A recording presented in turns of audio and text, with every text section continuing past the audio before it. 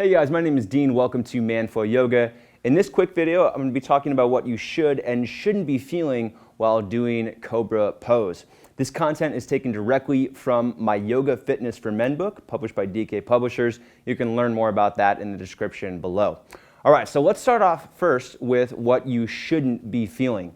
3 things in particular you should not be feeling while you're doing Cobra pose. Number 1 is pain in your spine. So you shouldn't be feeling any neck pain, any pinching in your lower back, or any sharp pain or discomfort in your spine.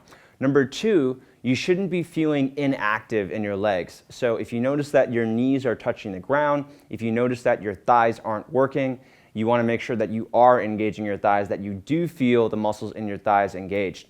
And then number 3, you want to make sure that you don't feel any pressing in your arms. So you shouldn't be using your arms or your upper body to push yourself away from the ground.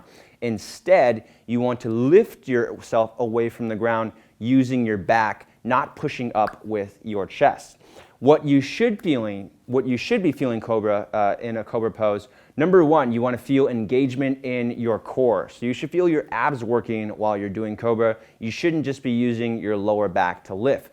Number 2, you want to feel engagement in the mid and the upper back between your shoulder blades. So you want to make sure you're not just lifting with your lower back, but that you're actually using the muscles between your shoulder blades, in your mid back, in your upper back, and in your neck to help with lifting and squeezing the shoulder blades together. Number 3, you want to feel engagement in your thighs and in your hips. So you should feel the muscles in your thighs engaging. You should feel your inner thighs engaging. Your glutes are actually relaxed, but again, you should feel the thighs and the hips engaging. And then lastly, mentioning here, you want to make sure that you are pressing the tops of your toes into the ground so that you're feeling the tops of the toes pressing down, and that is in turn activating the muscles in your core and in your thighs, and you're protecting your spine as a result.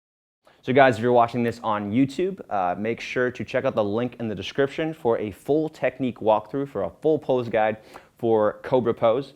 We're going to talk about the full technique for the pose. We're going to give you some workouts that you can use to practice Cobra pose, and also a ton more information that will help you improve Cobra and just learn what you need to do it safely and effectively. And if you're not already subscribed to this YouTube channel, make sure you subscribe. Click the subscribe button. Quick like if you like this video, and I look forward to seeing you guys on the next video.